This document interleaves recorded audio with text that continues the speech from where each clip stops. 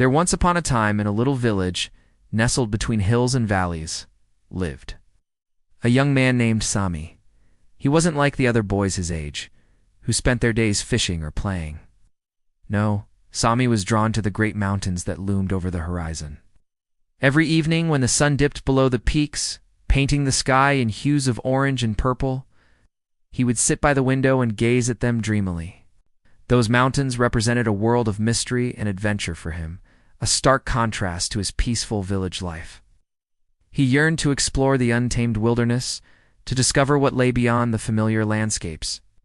He often told his friends about his desire to journey into the mountains, to uncover their secrets. The other villagers, with their lives rooted in the daily routines of their quaint town, couldn't comprehend Sami's fascination. They saw the mountains as nothing more than distant, imposing giants. But for Sami, they were a siren's call to adventure.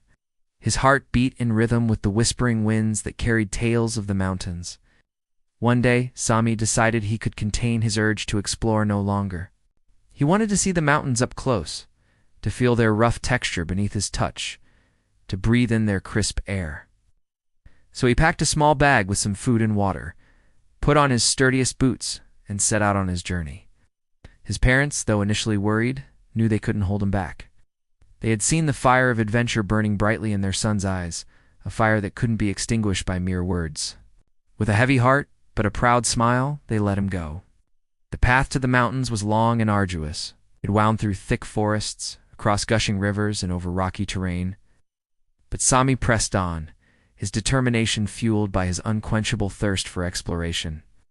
As the sun began its slow descent, casting long shadows across the land, Sami spotted a small cottage nestled at the foot of the mountains. Smoke curled invitingly from its chimney, promising warmth and rest. Summoning his last bit of strength, he knocked on the door. A moment later, it was opened by an old woman with twinkling eyes and a welcoming smile.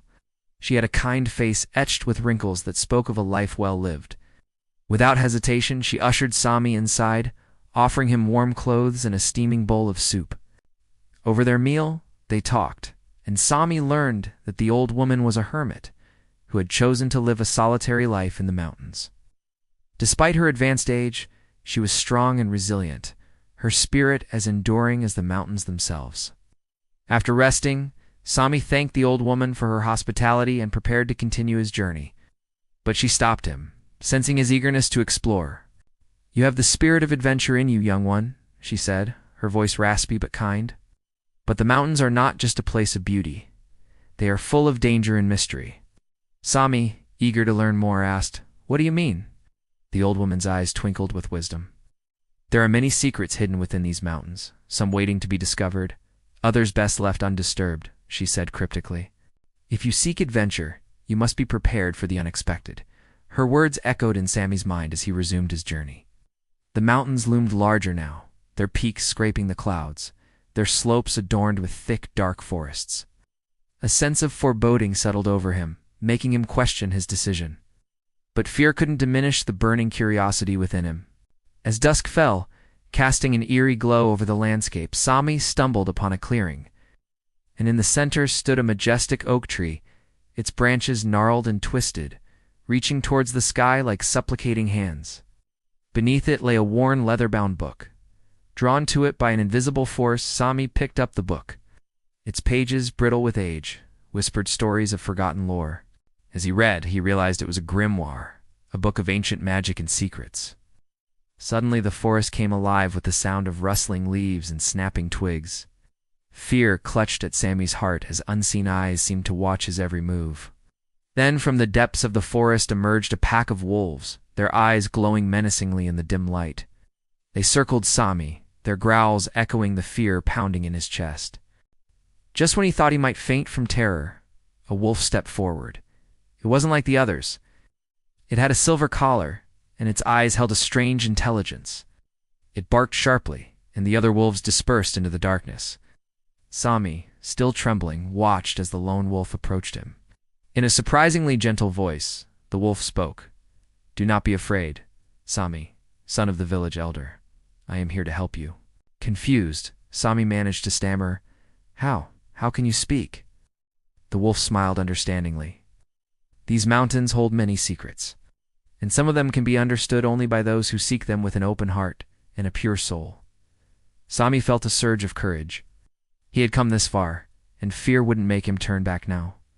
"Why did you call me here?" he asked, his voice regaining some of its strength.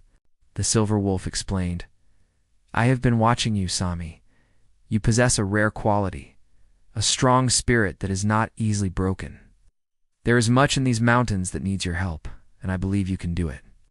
Intrigued and slightly apprehensive, Sami inquired, "What help? What can I do?" The wolf replied, "There is an ancient evil stirring in these mountains, and only someone with your unique spirit can stop it. Are you willing to help?" Sami looked into the wolf's intelligent eyes and saw the urgency and hope reflected there. He thought of his village, of the peace that had always prevailed there. The thought of any harm befalling his people ignited a protective instinct within him. Without hesitation, he answered, "Yes, I will help." The silver wolf nodded, acknowledging Sami's courage. "Then come with me," it said, turning towards the darkest part of the woods. "We have much to do together." The unlikely duo ventured deeper into the forest. The air grew colder, the trees darker, and the silence more profound.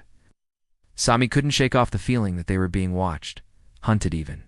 But he kept moving forward, spurred on by his determination to protect his village and driven by an insatiable curiosity about the mysteries that awaited him.